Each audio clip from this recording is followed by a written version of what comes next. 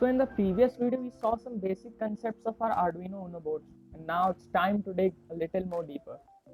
So let's now see that how to blink the onboard LED present on our Arduino, and then we will blink an outside LED on and off.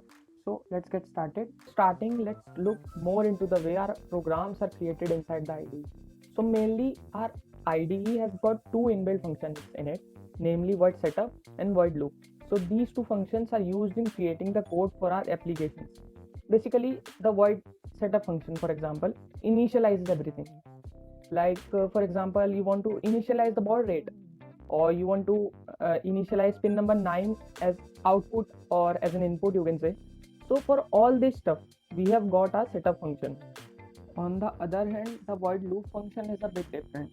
Basically, any program code that you want to run again and again until the program is running is kept inside the loop function. For example, you want to blink an LED on and off, so obviously you want that to happen for more than once. Hence, we will declare its algorithm inside the loop function. So these are basically the two functions of our IDE. Now let's straight jump into our tutorial section. So to light up the built-in LED on our Arduino Uno board, we need to set pin number 13 as an output because the LED on our board is connected to pin number 13 internally. So for all these things, our Arduino IDE has got many inbuilt programs code. Mostly all of them are good, but some of them are still not that simple. So I always recommend to create your own codes because it helps in developing your overall skills. Anyways, for now let's take the code from our example section. So for that, go to file, then go to examples, and then navigate to basics. Then in the basics, select blink. So this is our code to blink the onboard LED.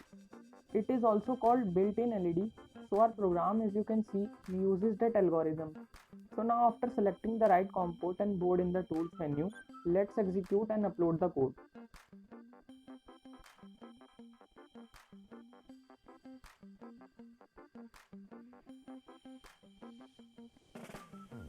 Hey, see, the LED on our board is blinking on and off. See how simple this is. Coming to our second and bit more interesting tutorial, let's now blink an external LED using the digital pins. For that, you have to create the circuit as shown on the screen. Basically, I connected the positive terminal of the LED to the pin number 9 and the negative terminal to ground via a current limiting resistor so that our LED doesn't burn off when kept high. Let me assemble the same circuit on my Arduino Uno. If you have the board, then follow it. Otherwise, skip to the timeline given in the description for the coding part.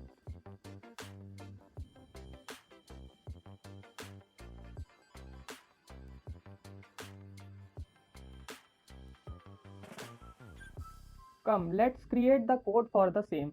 So before starting in our setup function, let's first initialize pin number 9 as a global variable because we need to access it everywhere till the program is running. Next, we will initialize pin number 9 as output.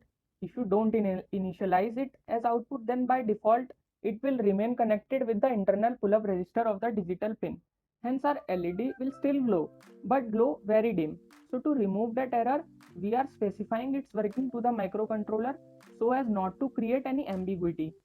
So that's it for our setup function. Now we will jump into the loop function.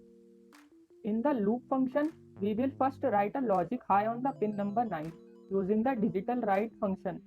Then after giving a delay of 1 second or 1000 milliseconds using the delay function, we will write a logic low to the pin and then again a delay of 1 second to it. You people might ask that what is the reason of giving a delay? See, our IC has got a 16 megahertz oscillator. That means that it will generate 16 million instructions per cycle. So if we did not provide a delay, the LED will turn on and off 16 million times in a second. Hence, we can't recognize that change in real life. To overcome this issue, we introduce delay in it.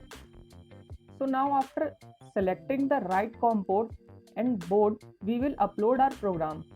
See, everything I am coding is in real time. So if any error occur, I'll rectify it here only so that you guys didn't face any problem during the execution.